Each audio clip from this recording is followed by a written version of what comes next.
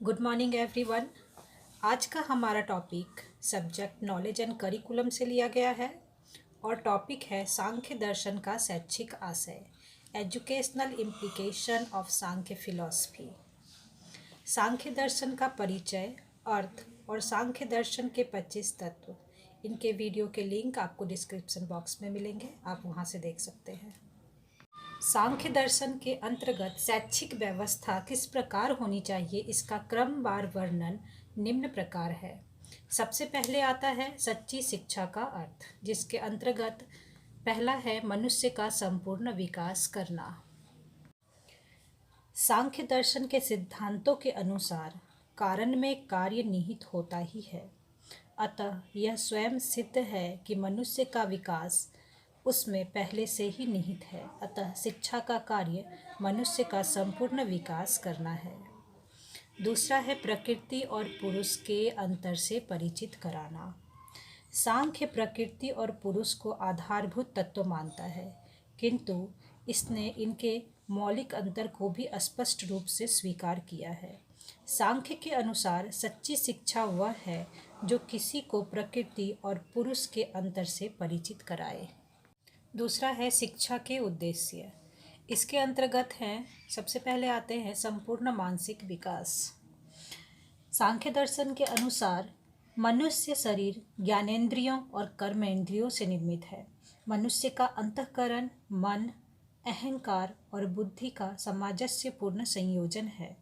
सांख्य दर्शन यह मानता है कि शिक्षा का कार्य बालकों का संपूर्ण मानसिक विकास करना है। अगला है भौतिक विकास। भौतिक विकास के अंतर्गत इंद्रियों और अंगों का पूर्ण विकास आता है। शारीरिक विकास के साथ साथ शिक्षा का उद्देश्य उसकी समस्त इंद्रियों का विकास करना भी है। नेक्स्ट है भावात्मक विकास।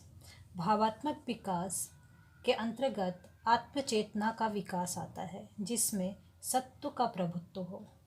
भावात्मक विकास के अंतर्गत अहंकार तत्व का विकास, अहम में सत्व की प्रधानता का विकास करना है।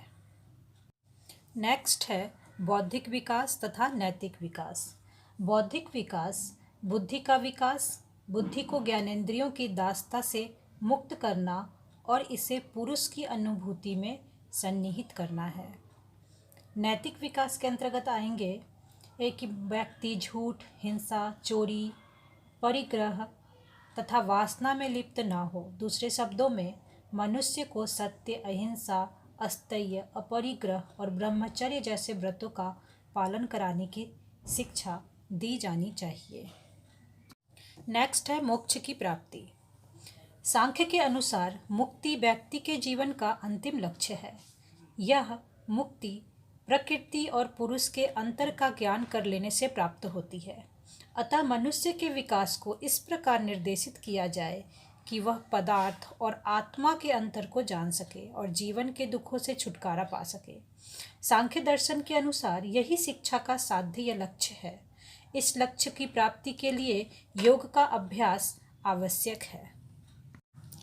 तीसरा है सांख्य दर्शन के अनुसार पाठ्यक्रम की अवधारणा, the conception of curriculum according to Sankhya philosophy, जिसके अंतर्गत हैं भौतिक और आध्यात्मिक दोनों पक्षों का विकास करना। सांख्य दर्शन जीवन के भौतिक और आध्यात्मिक दोनों पक्षों के महत्व को स्वीकार करता है, अतः जीवन के दोनों पक्षों का विकास होना चाहिए। इसलिए पाठ्यक्रम में व्यक्ति के विकास की विभिन्न अवस्थाओं के अनुसार ज्ञान के विकास तथा जीवन के भौतिक व आध्यात्मिक क्षेत्र से संबंधित क्रियाओं की व्यवस्था होनी चाहिए। नेक्स्ट है पाठ्यक्रम जीवन की अवस्था के अनुसार। सांख्य के अनुसार बचपन में ज्ञानेंद्रियां और कर्मेंद्रियों का विकास बहुत तीव्रता से होता है, अतः उनके पूर्ण विकास के लिए बच्चों को आवश्यक वातावरण प्रदान करना चाहिए। बच्चों को खुले वातावरण में, जहां प्रकाश और शुद्ध वायु यथेष्ट मात्रा में उपलब्ध हो, खेलने की स्वतंत्रता होनी चाहिए। उनकी विभिन्न इंद्रियों और अंगों के विकास के लिए जहां तक संभव हो प्रकृति के सीधे संपर्क में आने देना चाहिए। जब किशोरावस्था की बात करते हैं तो उसमें 100 की अवधारणा अस्थायी स्वरूप धारण करने लगती है। अतः किशोरों को कठिन विषयों में जिसमें तार्किकता का समावेश हो पढ़ाए जाने चाहिए। नेक्स्ट है रुचि व अभिरुचि के अनुसार। हर व्यक्ति को उसके विकास की आवश्यकता अनुसार शिक्षा दी जानी चाहिए। इसका तात्पर्य है कि पाठ्यक्रम में विभिन्न प्रकार के विषय सम्मिलित किए जाने चाहिए और प्रत्येक विषय उनकी रुचि और अभिरुचि के अनुसार पढ़ाए जाने चाहिए। नेक्स्ट है प्रकृति और पुरुष के अंतर को समझने योग्य बनाना। सांख्य यह विश्वास करता है कि प्रत्येक व्यक्ति निरंतर परिपक्वता की ओर अग्रसर होता रहता है, अतः उसके लिए सतत शिक्षा की आवश्यकता है जब तक कि वह प्रकृति और पुरुष के अंतर को समझने योग्य ना हो जाए। चौथा पॉइंट है शिक्षण विधियाँ, टीचिंग मेथड्स। सांख्य दर्शन ज्ञान प्राप्ति हेतु शिक्षण की 3 विधियों को मानता है, जिसमें से पहला है प्रत्यक्ष विधि, दूसरा है अनुमान विधि, तीसरा है शब्द विधि। सबसे पहले देखते हैं प्रत्यक्ष विधि क्या है। इस विधि में सीखने वाला व्यक्ति अपने इंद्रियों के माध्यम से किसी वस्तु के संबंध में ज्ञान प्राप्त करता है। जब बालक जन्म लेता है तो अपने 5 इंद्रियों के माध्यम से ही आसपास के वातावरण से ज्ञान अर्जित करने लगता है। ज्ञान प्राप्त करने की यह विधि जीवन पर्यंत मनुष्य को विकसित करती रहती है। दूसरा है अनुमान विधि। अनुमान का अर्थ है ऐसा ज्ञान जो किसी पूर्व ज्ञान या अनुभव पर आधारित हो।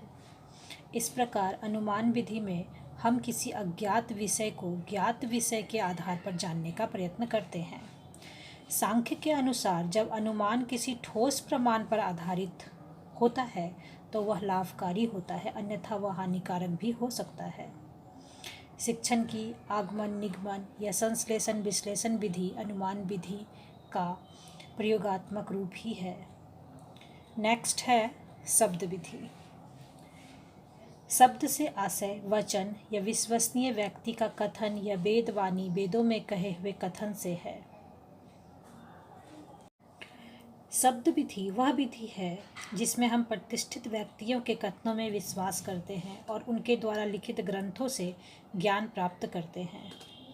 शब्द विधि ज्ञान प्राप्त करने की सार्वभौमिक विधि है। आज भी हम अनेक बात सीखने के लिए इस विधि का प्रयोग करते हैं।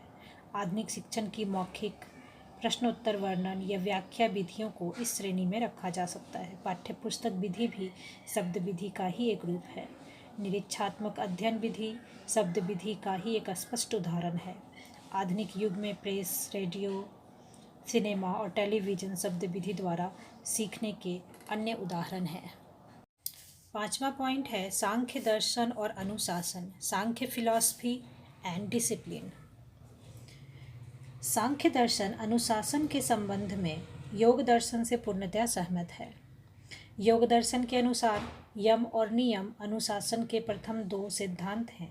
यम का अर्थ है विचार, वचन और कार्य का संयम। इस संयम के लिए सत्य वचन कहना, अहिंसा का अभ्यास, अस्थेय, चोरी न करना, अपरिग्रह और ब्रह्मचर्य पालन आवश्यक है। योग के अनुसार नियम अनुशासन का दूसरा अंग है। योग 5 नियम संस्तुत करता है: शौच, संतोष, तप, स्वाध्याय और ईश्वर प्रणिधान। सांख्य दर्शन का विश्वास है कि इन नियमों का पालन किए बिना कोई भी व्यक्ति मन, वचन और कर्म से स्वस्थ और पवित्र नहीं हो सकता। 6ठा पॉइंट है सांख्य दर्शन और शिक्षक।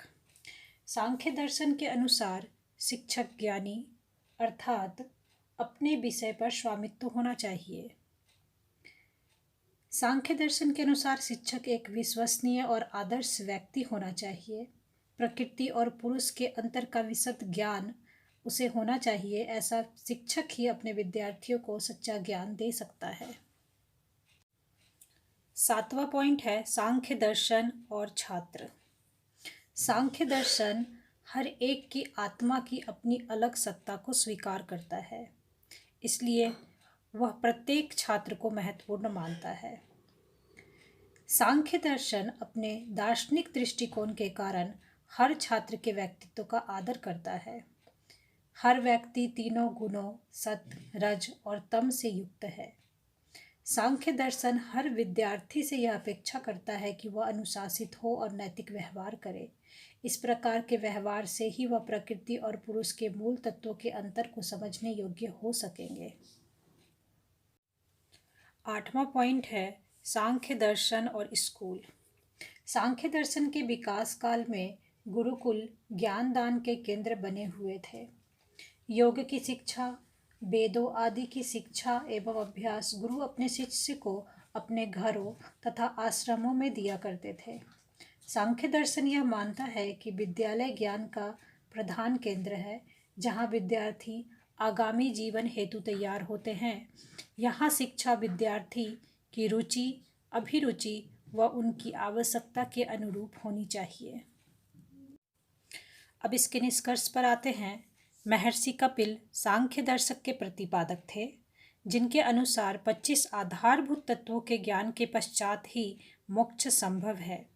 सांख्य दर्शन की विद्यार्थी, शिक्षक और अनुशासन की अवधारणाएं भले ही पुरानी हो, लेकिन यह आज भी महत्वपूर्ण है, जिसकी अवहेलना नहीं की जा सकती। निश्चित रूप से यह कह सकते हैं कि आधुनिक प्रजातंत्र को सुदृढ़ बनाने के लिए सांख्य दर्शन की अवधारणा को अपनाकर हम अपने मूल्यों को विकसित कर सकते हैं और सही मायनों में इन मूल्यों के साथ प्राप्त ज्ञान से स्वयं को, समाज को, देश को और विश्व को विकसित कर सकते हैं। Thank you.